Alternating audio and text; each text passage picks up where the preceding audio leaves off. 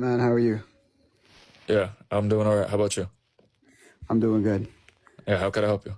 Yeah, no, I mean, I'm Muslim too. I'm a Salafi. But I wanted to ask a question.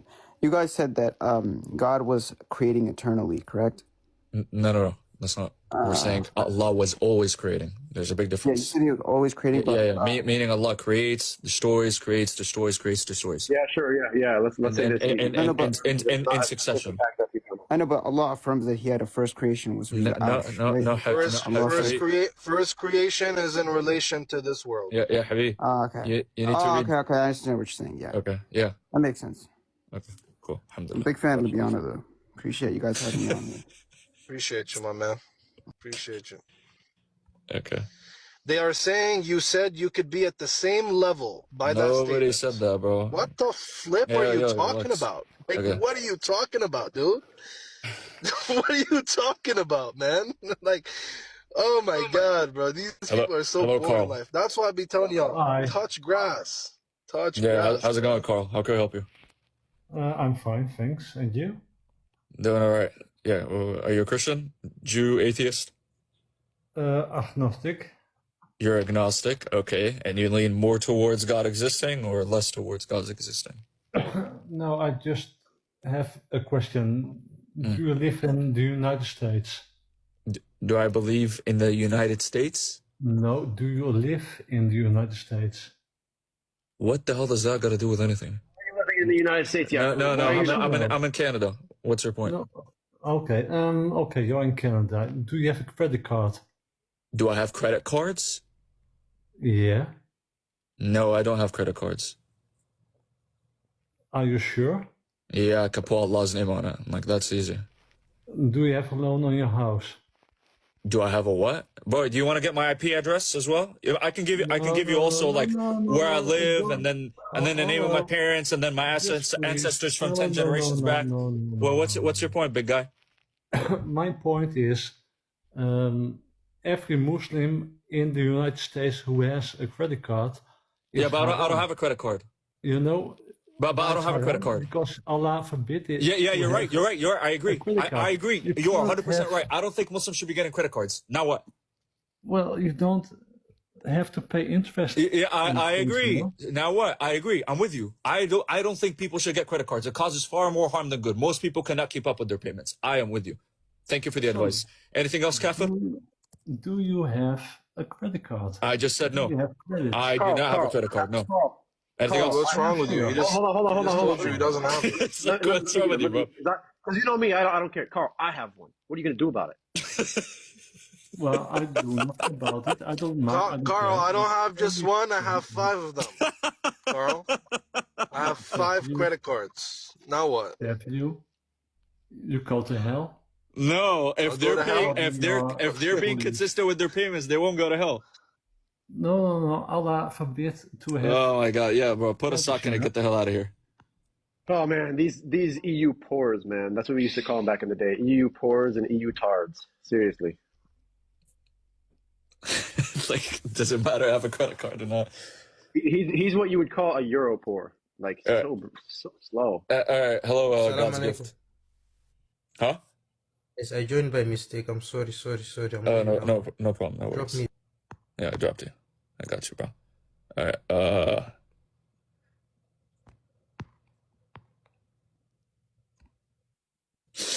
Hello, Salam alaikum. No, alaikum salam. Is Orthodox Muslim still there? No. Oh, never mind. I wanted to talk to him. It's fine. Type. I'm here, man. What's up? Yeah, I just don't want it to get censored or something. You could tell why. Hey, Jabber. What's going on, man? Jabber, you're 19, right? I'm not gonna mention my age. Yeah, you're flopped, bro. I was trying to help you out. Oh man, you just flopped, dude. Come on. How could you miss? That was a perfect layup, dude. man. I swear to that, I told him, right? Like, come on, bro. That was a perfect man. layup, You missed man. in front of the net. Come on, dude. Hey, salam alaikum, y'all. Alaikum salam. I got a real quick question. Can you make it a real quick? Yeah. Quick question. So, you know I'm African American, right? And how do you like answer to people who say like Islam, like the trans-Saharan slave trade, the prophet was racist or like raising? That was during mostly the Fatimid dynasty. The Fatimid dynasty or Shia. Done. Okay. He's talking What about the like raising head the thing. hadiths The, where the like you raising say head thing is that, a you know, I guess he called an African a raisin. But even, No, but no, one second. But even if it's not Fatimid, it doesn't, unless you could find a clear command. No, bro. You do not want to say that for the sake of the argument. Trust me. If you know what No, they did, I could grant it. no, bro. You do not want to say that for the sake of the argument. Trust me. He said the hadith. I promise you, I could grant it. Okay, bro. But Okay, listen, bro. Yeah, the hadith about all the. Go ahead. all that aside, though, all that aside, is there any Islamic text or Islamic command that seems to be that way? quoted the hadith. The raisin head thing, bro, was him using the common names of other people in a form of I don't think the right word is sarcasm. It's like what Omar does usually. It's like, oh, you know, this stupid friend of yours is the one who's gonna be the one to lead this army. You tell him that stupid friend, okay, is better than you, and you don't mean by that as in to insult him. You're just quoting their own words. And so back then, that's something that some Arabs used to use as an insult. They would call them raisin heads. Oh, okay, cool. Yeah, that's all. All right, that's all I wanted. Cause they be, I used to be a Christian. I watched Malcolm X and everything, and of course, we came over here and they kind of forced us into Christianity, and the first thing they say is, oh well, the prophet was racist too. So I'm just like, man, like I just. But the book of Jeremiah has black skin as something that's a curse, right? Yeah, I know that. That's in Jeremiah. As God will curse people with black skin of Ethiopians. That's what it says. Oh, okay, So, cool. I mean, Brother, about that hadith, we have to look at other hadith as well, brother. Because when they bring this, they try to act, look, your prophet called them a raisin head. That's what they do. But there's another hadith, and imagine where he says, if the one appointed over you is a... Well, can you take the screen? So he's saying, even if he's a black slave whose nose and ears, so an Ethiopian slave whose nose and ears have been, cut off and deformed and so on and so forth, you still have to obey him. Is that mocking? Is that being racist? No, obviously not. It's literally telling you that you have to obey him, even and that's elevating quote unquote raisin. black people. That's elevating people who are of the black race. So it's giving them authority. I mean, to me, that's how I kind of understood it because Bilal was free, right? You know what I'm saying? That is not the only African, but yeah. Oh, okay, cool. Well, all right, that's kind of all I wanted to know because I never. It's not too much. I know Rashid did something on this, but I just never. It's never like a lot of people talking about that. So I think that's all I wanted to know. All right, take care, bro. All right, bye. Oh, okay. Did I request? Assalamu alaikum first. Yeah, you did for like the past 10 minutes. Alaikum salam. Oh my god, I didn't see that. Sorry. Yeah, Ben, when are you gonna host your classes? I'm trying to attend. Okay, your classes? Your classes. You have some insane sources. So busy, I wish man. I had as much time as you do to like read all that crazy stuff, bro. I'd love to publish it. Hey, no worries. If you like, we can make a group chat, inshallah. Okay, sure. Then I'm gonna tell you about I it. already followed you on my other account. Oh, was it that So Adam on me, thing? boss. Oh, I didn't see that. Okay. Yeah, Well, no you followed me back in there, so I'm not sure how you did not see it. Oh, Yeah, it's all yeah, fun, bro. I requested ages ago. That's why. Maybe that's why. No. You didn't even request. I requested you, then you followed back. Oh, yeah. I'm lost, man. Anyways, barakallahu feekum. Assalamu alaikum wa rahmatullah. Yo, look what this Christian said, bro. Look what Don Eliadio said. Don is slow. Oh, man, you see that? No one's saying that. You're giving a hypothetical. You're just proving that he's within a direction, just like your God in John chapter 20, verse 17 said, that he's ascending to his God and your God, which is the Father. So the Father is in a direction. Wow. Big. Hello, That's not what anybody said. You're straw manning. You're slow. Don Eladio, you're nothing but a booty clapper, twerking for Christians, and you're slow as hell. If you came on this panel right now, I promise you, you would tell me every single question that I ask you, you would say, I don't know about that. Okay. Let's Lecky. Assalamu alaikum, guys. Wa alaikum assalam wa rahmatullahi wa barakatuh. I wanted to ask, like, how do I get, like, the knowledge? You listen to proper scholars. Yes. Yeah, but where do I start? Like, I know What that are I you have to looking start for? What are you trying to do? at the Quran. Like, I want to Yes, you become should like... start by reading the Quran and understanding it. And then next to it, you should have the biography of the Prophet Muhammad sallallahu alaihi wasallam. No, that's not what they were saying. They're saying that there is no reaching point. But yes, no it can. one's saying that I myself can ascend. I'm saying, look, hypothetically. No, it's logically possible. Amar, he's referring to their position that they were saying, not ours. Yeah. They're saying, that's why they're strawmanning. No one's saying that I myself can, or you can. If God permitted you to, then that would be possible. But it's not something that can be possible in this world. It's logically possible, not metaphysically. But if it was the case, no, stop with the it is monologic, bro. Like nobody cares about that. It's not monologic. It's metaphysical. Him. He said it's logically possible, not metaphysically. Yeah, it's metaphysically possible. Yeah, bro. Look, monologic just like really doesn't matter. Just like seeing God is metaphysically possible, but it's not gonna happen in this world. We can't see God in this world, but that doesn't mean it's metaphysically impossible.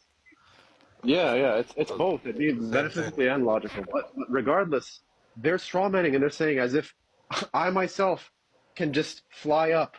No one's saying that. All you're doing is saying that there's a had and God exists. He has a location. And if you deny that, you're a Jahmi automatically. Yeah, that's what I was saying. Like, if you deny that Allah is above us in reality, this is kufr, bro. Like, what do you mean? Like, this is bad. No. That's not what they're denying. They seem to have a problem with the distance, from what I understand. Okay, it's just the position doesn't even make sense. They affirm that, like the guy I was talking to earlier, so stupid. I asked him, if somebody's on a mountain, on top of a mountain, is he closer to God? He's like, yeah, he has qurb. He has real closeness to God's essence. I'm like, okay. So then what's the problem with my statement? No response, bro. It's like, oh, but you're saying that you could share a loo. No, dude. What does that even mean? If they deny that, by the way, Libiano, if they deny that, then they're no better than the Ash'ari, because the Ash'ari can now say, look, you can see God and there's no direction. They can say that. They can get away with that. You can see things without direction. You'll be able to start gapping the same way they do.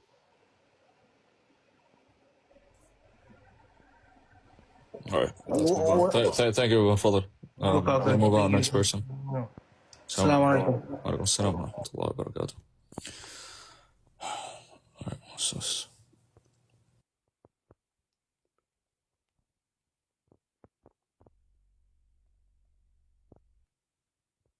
Okay. Have you learned about the Ash'ara? You hit them more now?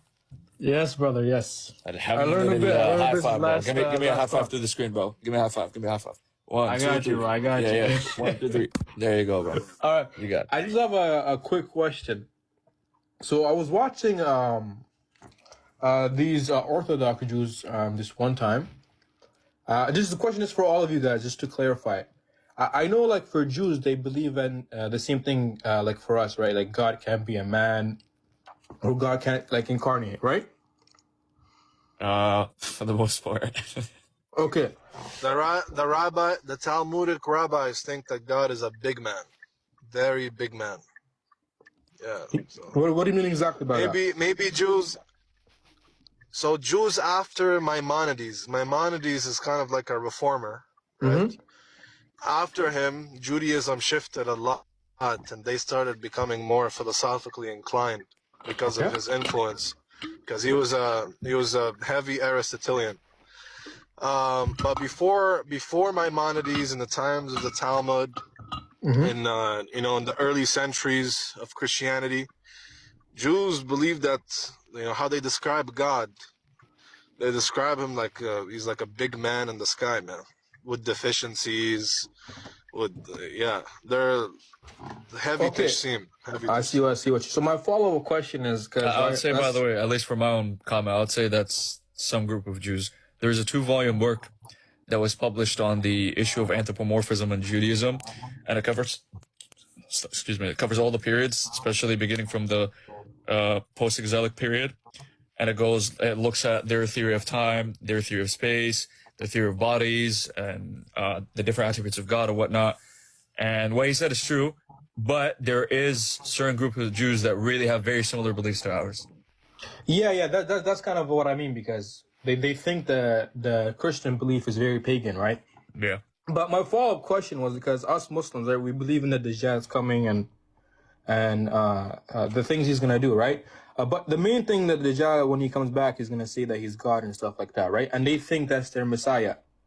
So the question I'm kind of confused about is, if he says like, "Oh, I am God," aren't they like just gonna quickly like not believe in him right away, or it's gonna be different? I'm not understanding your question. Because my question was, are you asking me if Jews will instantly believe that God could be a man? Here, I got you, Tariq. I got you. Mm-hmm. Have you ever heard of Messianic Jews before? Yes.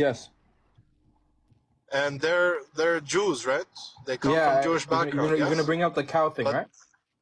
Yeah, no, dude, no. They believe in Christianity. They embrace Christianity, right? Oh, okay, yeah, okay. Yeah, so just because.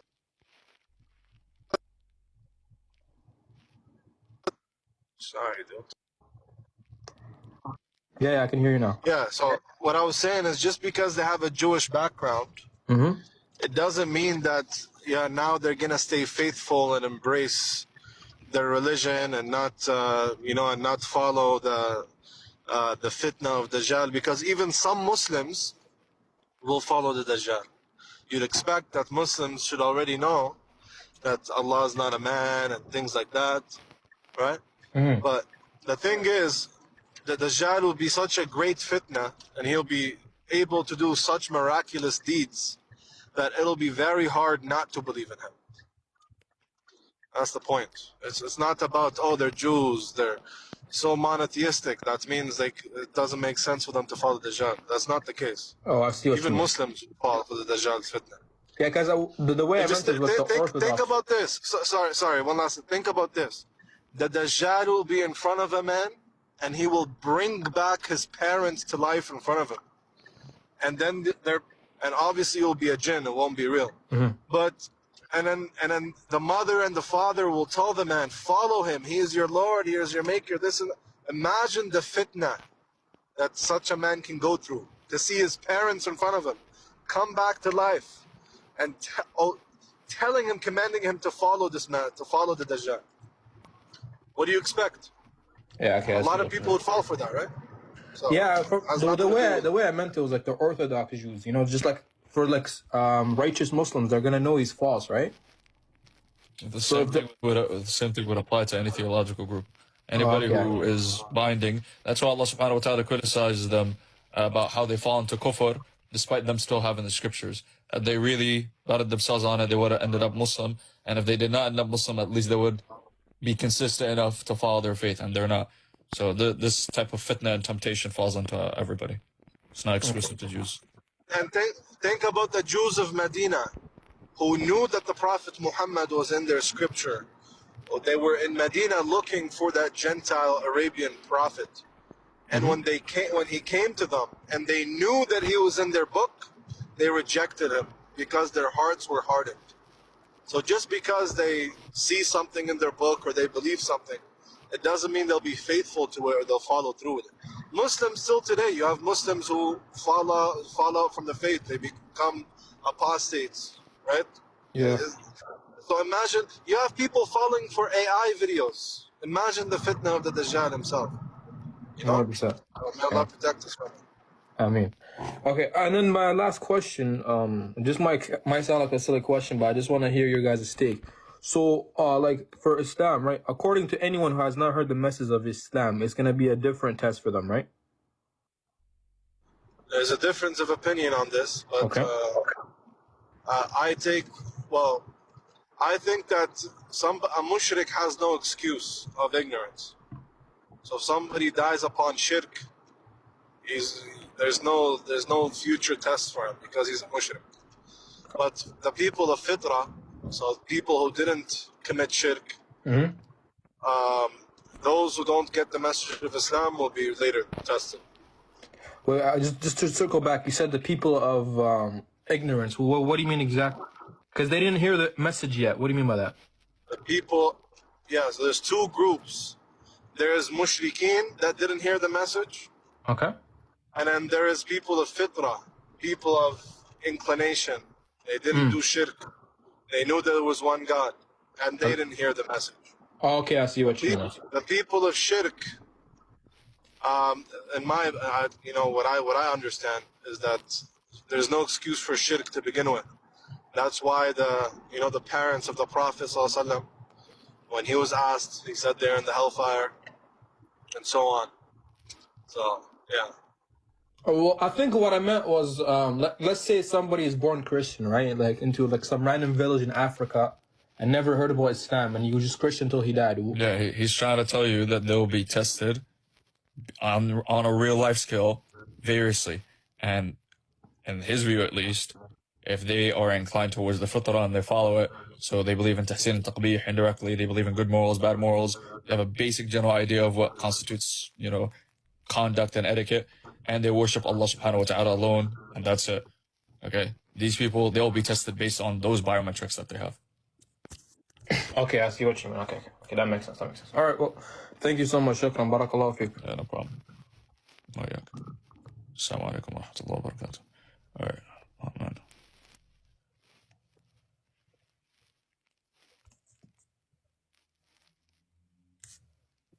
That person didn't come up.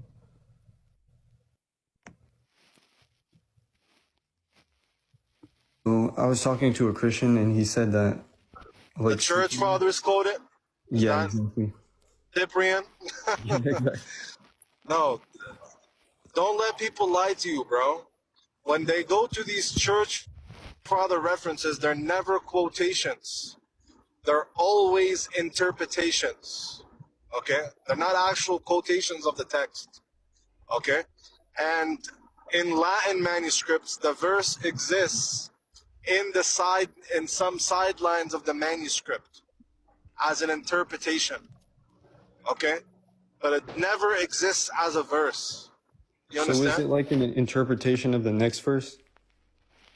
Yeah, you know how it says, for there are three that bear record in heaven, the water, the blood. Yeah. So then they use this verse as a basis for the interpretation. You get it? Yeah. But they're never quoting it. That's why you only have like Cyprian, I think, makes a vague mention to it, and somebody else, but that's about it. And you would expect that if this was a verse, then you would expect this to be quoted very early on by Martyr, by Tertullian, by Tatian, by Athenagoras, by what's his name? But by all these early fathers, by Irenaeus, all these heresiologists that were defending this Trinitarian notion, not Nicene Trinitarianism, but Trinitarianism in the sense that there are three that are named gods in any sense, right? This was an early notion, so you would expect them to quote this verse as it's, it looks very clear. But they don't, right? They don't quote it, which is a good argument from silence to say this verse just doesn't exist. Alongside our manuscript evidence, it doesn't pop up until, past the, 1500s, 1600s in the Greek manuscripts. So nobody actually disputes this. Only low tiers like Agin and his cuck boys will tell you that it was this is one of them. authentic. Exactly. You see how I know? Yeah. Also, I have another question. Only low tiers like that will tell you. Yeah, go ahead. So I was bringing up the verse where only the Father knows the hour. And they said, you know how afterwards, like Jesus says that, like the master, the servants don't know when the master is coming? It says that, the master knows when he's going to return home. Yeah, exactly. Like Jesus. Oh my God, these are such bad arguments. So when it comes to so he gives many parables, right? He doesn't just give one. Remember that. Okay? So the parables must be reconciled. Okay? They have to be reconciled with one another. In each example, right?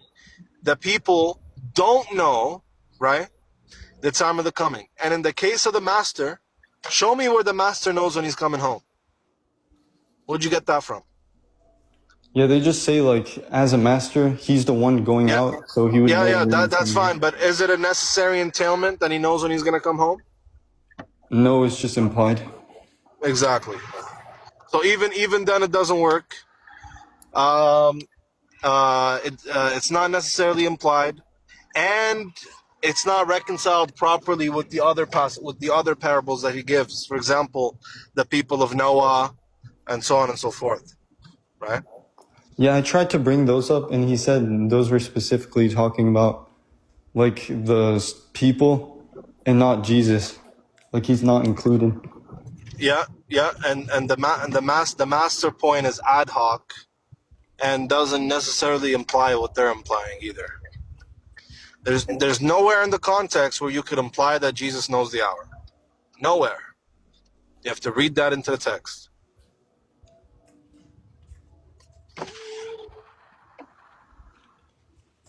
All right. Okay. Is that it? All right, yeah. Assalamu alaikum wa rahmatullah. Wa alaikum assalam.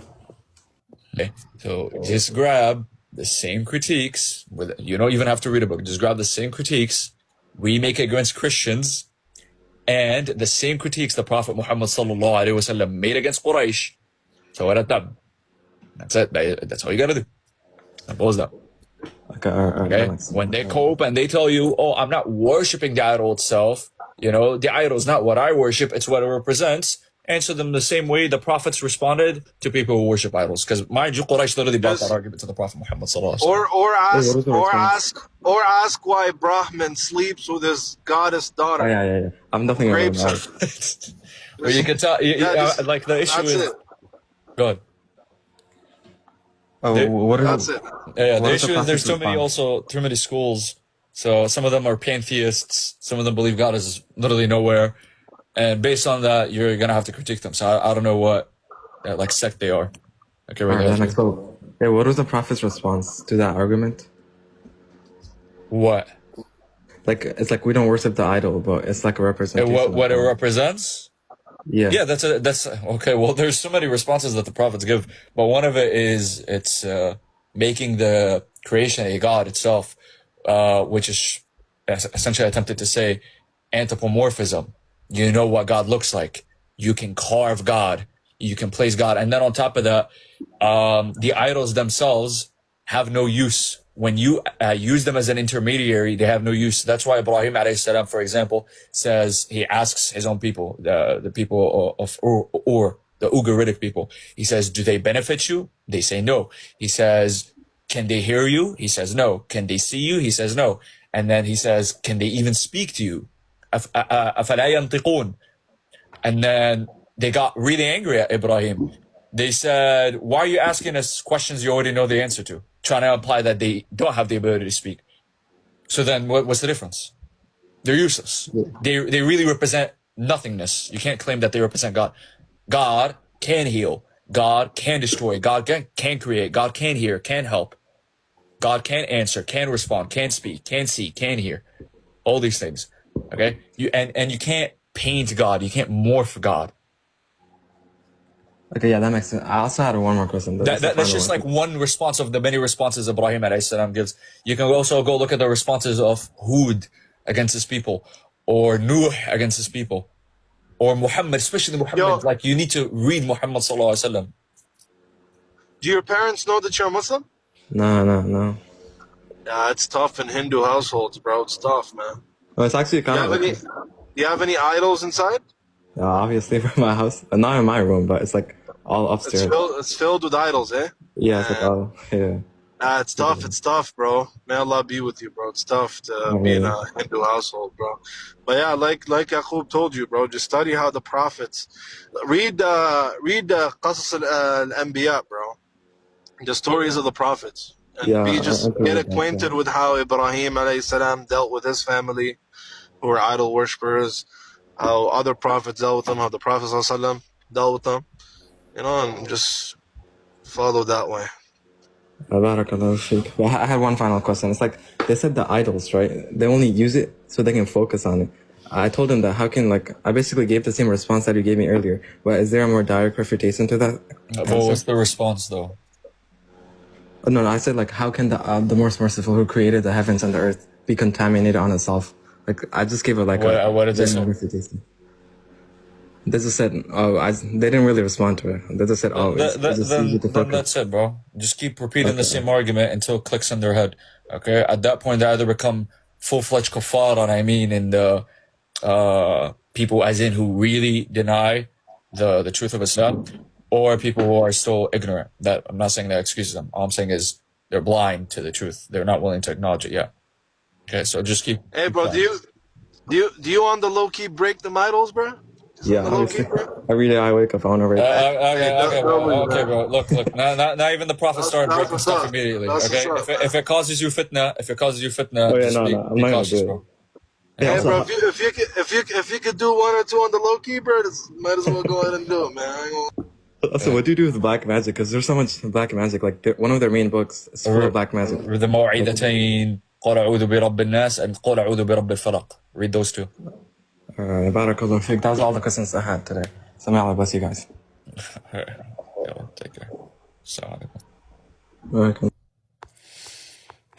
What are your experiences? Yeah.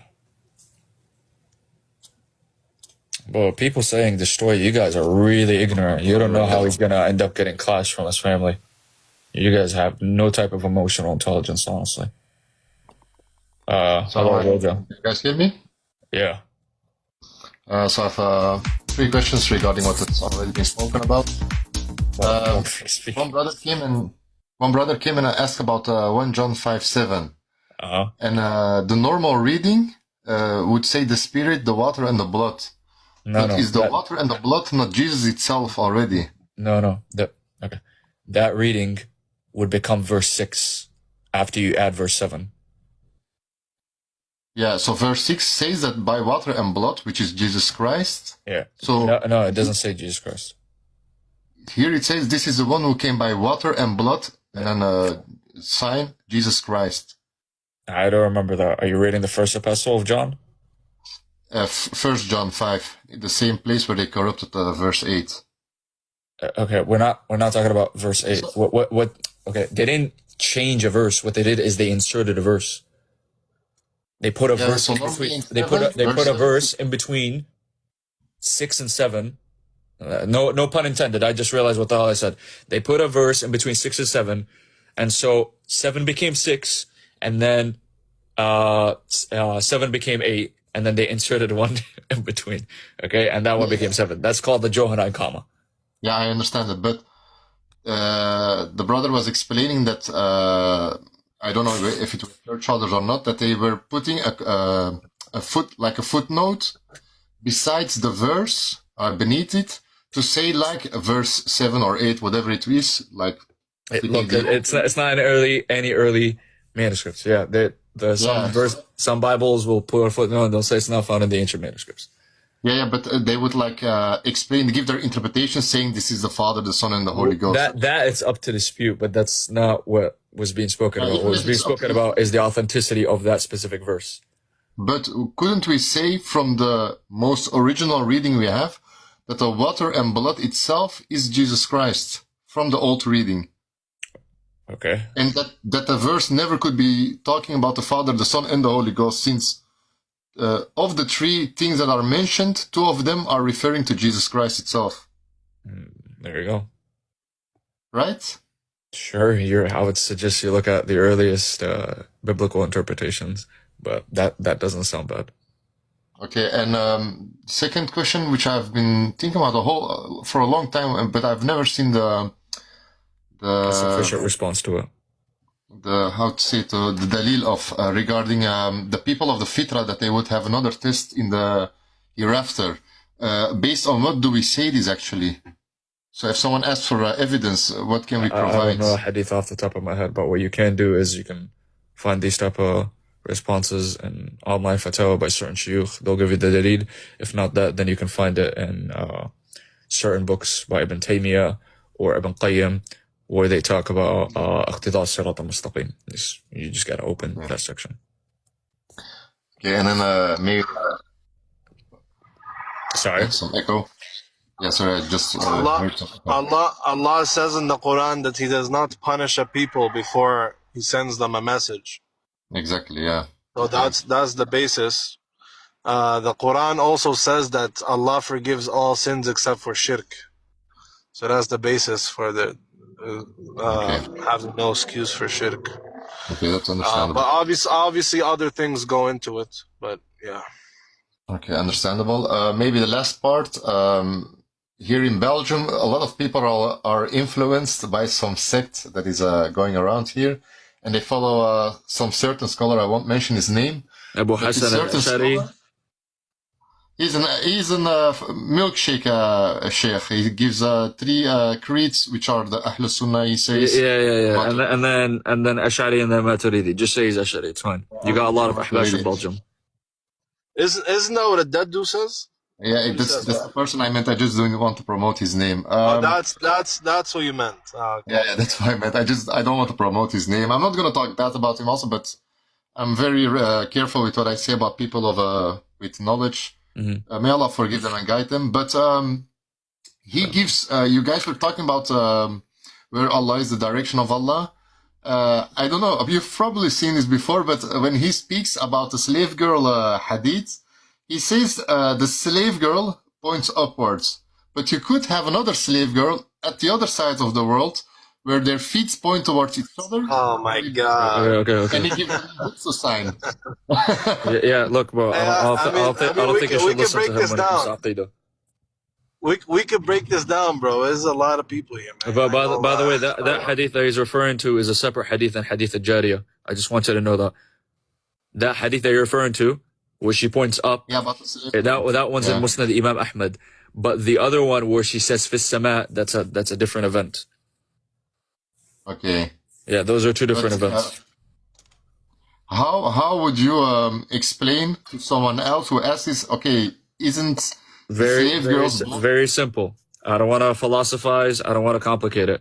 Tell them the same argument you have against Allah will be the same argument you have against Jannah and Jahannam. Tell them you believe that Jannah is above, it's in the heavens, and then Jahannam, based on the hadith that we know, is below. It's all the way underneath, right? Yes. Okay. So now if I'm upside down, maybe Jannah is actually below and Jahannam is above. Tell them, however you solve that problem, I will solve it. So are you saying that Jannah is also like a... Jannah is above your head.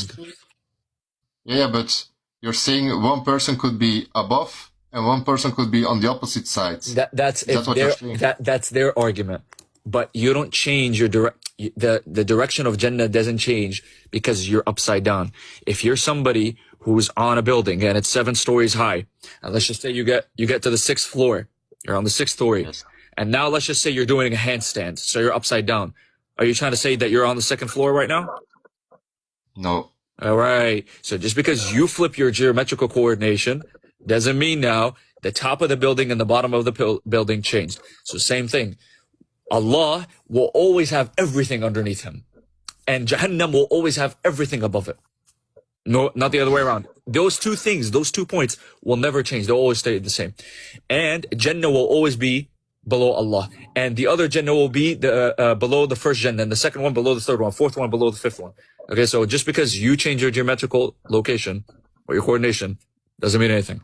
That's not how things work. Think about it like this, all right? Think about it like this. And obviously this is just an example, so take it with a grain of salt, of course, okay? But imagine you had a small marble. You know what the marble balls? Have you ever seen those? Tiny marble balls? Yes? Is that like a stone? What do you mean, marble? A tiny ball, brother. A tiny small ball. Okay? You know what I'm talking about, right? Yeah. Yeah. Imagine you put it into your fist and you grabbed it and you made a fist with it. Okay? Objectively, is your fist above the ball? Yeah, the upper palm side, yeah. Yes, it's above it. But from the surface of the ball, any direction would eventually lead to it, yes? Yes. Yeah, but it's still objectively in a fixed way above, and we speak of it to be above. Yes? Yes. Yeah, so just like that. But obviously, take that example with a grain of salt. Okay, Yeah. this is just a way for you. The other brother, Yaqub, you mentioned. But Sorry, you fell off. yeah. I didn't hear you anymore. No, he cut off. He's just telling you that you can take that example with a grain of salt. So the point is, whether somebody's holding it with their hand or not, you are still objectively above. Just because your hand surrounds it from every direction doesn't mean you're not above. So simple as that. Yeah. What? Yeah, actually, this makes sense. It's easy to explain for someone else. Yeah. Just give him the example of Jannah and Jahannam. Simple as that. Okay. Yeah, that's It's the same thing, by the way, for the angels. Tell them the realm of the Malaika is in paradise. Okay? And the realm of the jinn is in hell. And the problem is, if he wants to convince you that now, no, they're actually upside down, that's not how it works. Okay, that's good. Barakallah fik. I was just going to ask these 3 questions. Yeah, no problem. All right, take care, Habib. Not requesting. Hey, you know that guy that the brother, was it Ahmaz? When he was speaking earlier, he wanted us to talk to the guy and who, who's spreading false stuff. The Ash'ari guy. Who? Where is he? Who? He sent me his paper. He sent me his little abstract of like he holds divine simplicity, by the way. Look at his syllogism. Done. Kafir. Simple as that. Look at this. Let's all laugh. Premise 1: a proper case of parthood essentially includes internal distinction and multiplicity. Premise 2: internal distinction and multiplicity entail variation of the parts between themselves and the whole. Premise 3: a necessary existence must be only one way, excluding non-existence or a different state of existence as logical possibilities. Therefore, a necessary existence cannot have variation. Therefore, a necessary existence cannot have parts. Philosophy degree? Really? A degree in what? I got everybody commenting that they want this person up. Hello? That's crazy, man. Hey, what's up, Lalo? Hello, I just have a question. I don't know if it's appropriate, but I want to take my Shahada. Okay, go ahead. Yeah. Of course appropriate. Sure, no problem. Yeah. Do you want to do it in English, or are you fine with doing it in Arabic? Can we do it in English first? Okay. You say, I testify. I testify. That there is no God. That there is no God. Nor deity worthy of worship. And deity worthy of worship. No deity worthy of worship. Except Allah. Except Burger King. Oh, you're real funny, huh? Nigger. We knew we were going to do this. Now, I am dead serious. I'm actually going to mute every single person who said bring up Lalo. But every single one of you.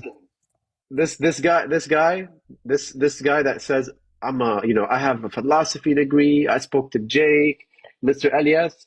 Now I'm going to really call you out. You're a runner. This guy, oh my God, the argument's not even valid. This guy's supposed to have a philosophy degree. He put like 5 different syllogisms in his paper to try and show that parts can't be possible. What the heck? What is the guy saying?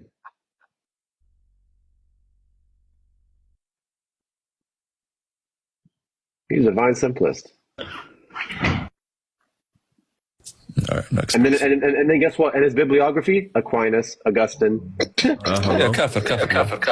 Doesn't matter. Hey, hello, sir. Aquinas.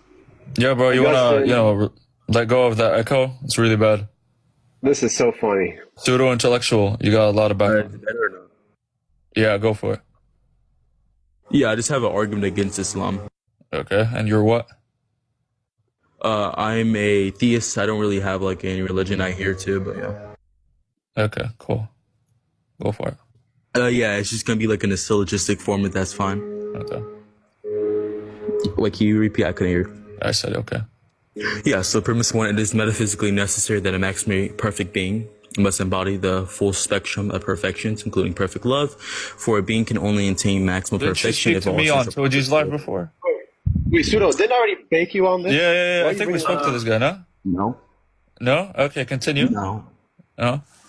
Yeah, I got this argument. I mean, it's pretty popular if you look like in the Christian servers, but... Yes, you did. I spoke to you already on this. I promise you did not. Okay, just continue. Okay. Yeah. Yeah. So, do I repeat the argument or do No, I, no. Premise let's two. start- Like premise one, Okay. I copied Premise this, two. Go copy ahead. and What's paste. the second premise? So like premise because- one, I got this copy and paste from Discord. Real quick, Pseudo, what's the inference rule? modus ponens. Huh? No, modus ponens. I'm sorry. Modus Polens? Yes, modus ponens. If X is maximally perfect, then X has Wait, all did you central just say properties. modus Polens? Modus ponens. So if X is maximally Ponens? perfect, then He's Yeah. saying ponens. You guys are not listening to the double N. No, It's he's fine. not. No, he's not. He doesn't know how to pronounce it. That's the funny Okay, thing. okay, bro. This is like so stupid. Just go on. Second premise. What is modus ponens, by the way? If you can just break it down for us. yeah, I could break it down. I'll just give it like within like the argument. So if X is maximally perfect, then No. X That's what is what is modus ponens? If P then Q. Okay, go ahead. Yeah, so modus ponens is just basically if P then Q, P therefore Q. And I was gonna give you like an example with the argument, but no go. Yeah, so if X is maximally perfect, then X has all essential properties. X does not have perfect love, therefore X is not maximally perfect. Okay. Repeat that again? Sorry, you mentioned two premises, and the second premise was a conclusion. Oh no, the thing I just mentioned. You just said does not have essential properties. What are you doing, dude? Okay. No, Can you run? example- Hey, man. Look, I'd like to speak simple English because it sounded like your second premise was a conclusion. So, what's your main point? What are you trying to get at? That Allah is roll the drums. Wait, Allah No, is the what? thing Allah is I- what? Roll the drums. Come on. Second premise. Wait, no, the thing I just said was not the second premise. It was example of modus ponens. Okay. I just want to know what's the conclusion. Allah is. Oh yeah, therefore the Islamic God cannot possess. No. maximum perfection. Allah is what? Doesn't love sufficiently? Yeah, Is that Allah- what you're trying to say? Yeah, Allah cannot possess maximal perfection. And maximal perfection encapsulates what? Expressing love? Yeah, I'm just saying, it falls from premise 1 and premise 2 that a being must possess maximal perfection and maximum qualities if it's in a state of perfection and maximum quality. I'm not hearing the jump. You're not telling me why he needs to express love. Yeah, I'm saying it's a necessity. What's the argument for that? Yes, because he's in a state of that perfection and maximum. And his Yeah, properties but must reflect- you see, that's a precept. That's all I'm hearing. I'm hearing a precept. You're assuming that's a perfection. I'm telling you to prove it.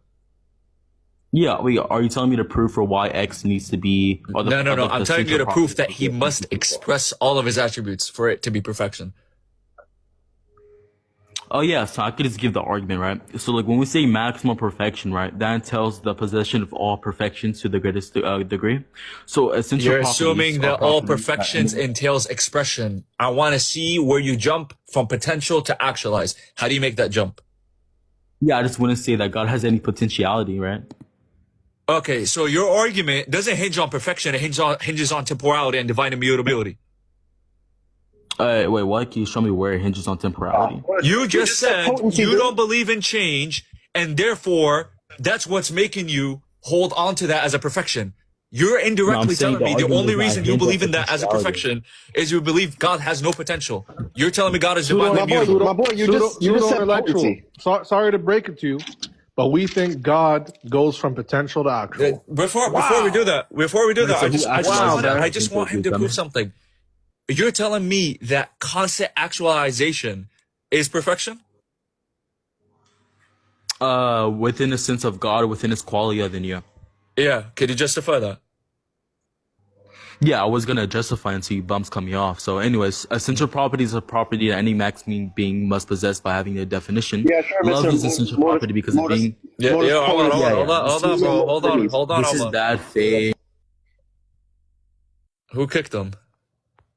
I don't know, but he said you bums. He's trying to be rhetorical because he didn't Come know on, that. bro. Come on, we can't be petty No one like that. kick him. Bring him back up. Come back up, son.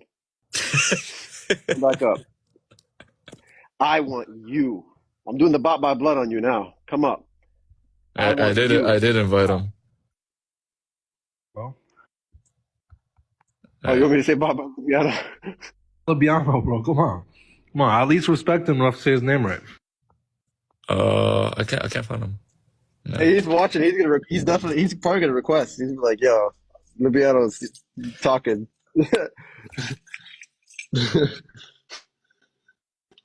No, I wanted to get that guy like you want to get the piano. I'm coming after that guy like you're coming after the piano now. Request back up, buddy. Mr. Potency, come here.